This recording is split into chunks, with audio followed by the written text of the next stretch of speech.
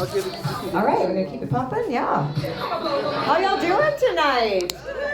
On a Wednesday, we're deep into summer. Who's going to the cabin this weekend? Couple cabin people. I'm about to blow your Minnesota minds. I've lived here over 40 years. I've never been to a cabin. What? What? Right? It's always shock and a little bit of pity.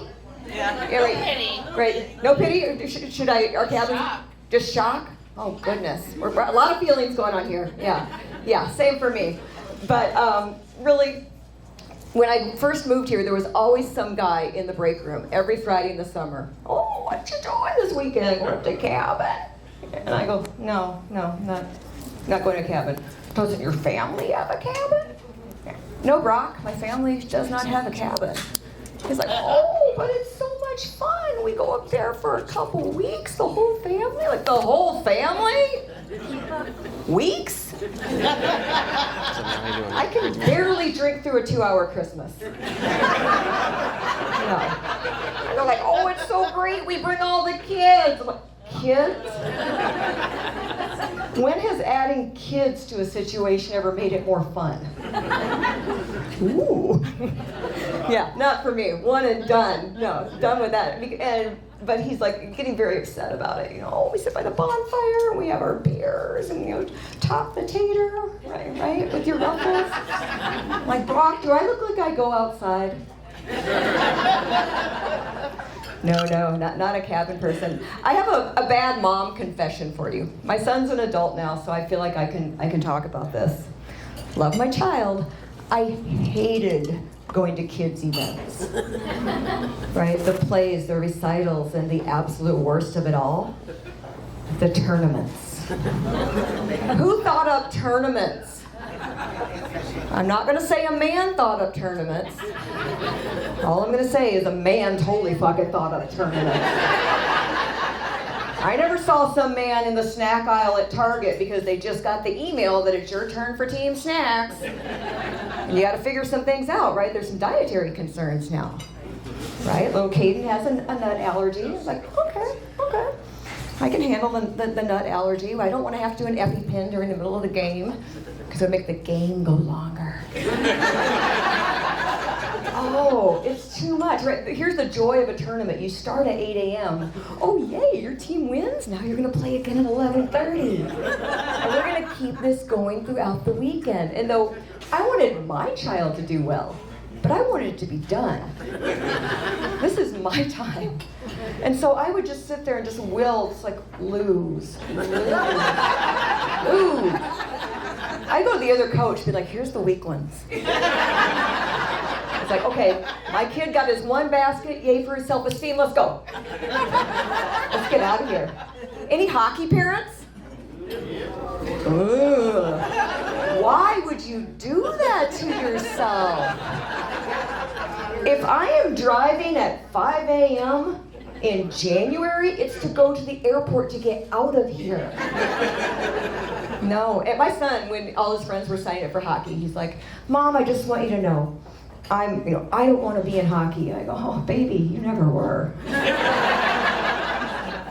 That's not going to happen. It's absolutely not. What? And he got a little upset by it. He goes, well, I don't want to because what if that was my dream? I go, honey, dreams don't come true. Dreams die. Dreams die horrible deaths. You're welcome. I'm preparing you for life. Good mother. I'm getting unnecessarily rageful at things as I get older. And I found the thing that I am just like drawing my line in the sand on. When I go to a business and they give me a paper bag without handles.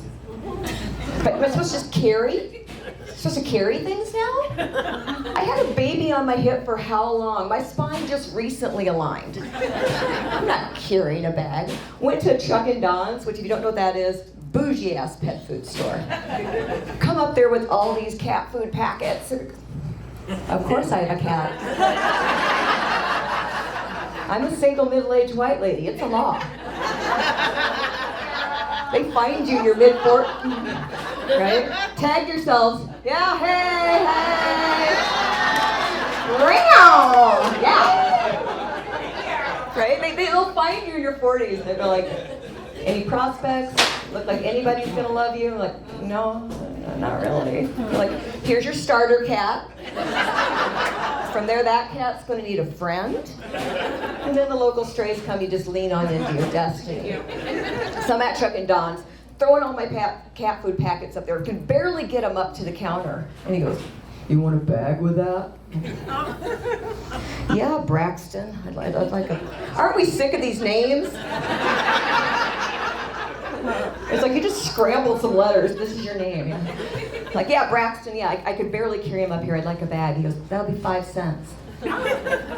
Like, baby boy, I just spent $79.95 in CBD oil for my cat's anxiety.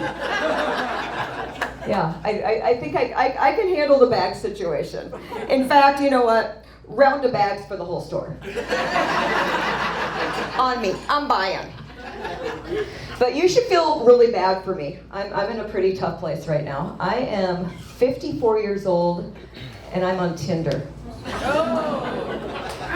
No, there'll be no clapping. The "oh" was the correct response. Clearly a couple wrong turns have been made along the way, right? And we don't applaud that. No, we don't. And I gotta tell you, it is really hard dating at my age. Dating 50-year-old men, do you know how hard it is?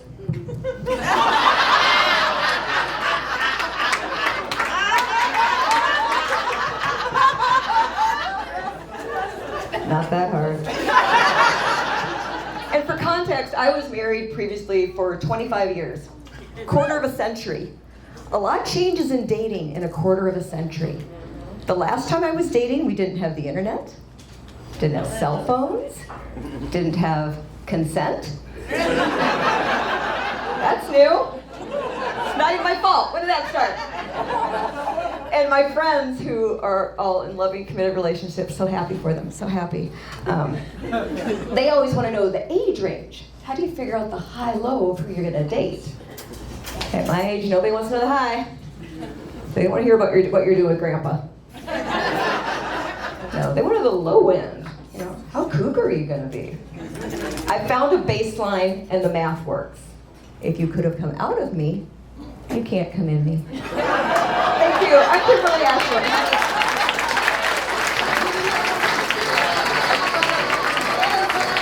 Keep it going for Kimberly. Such a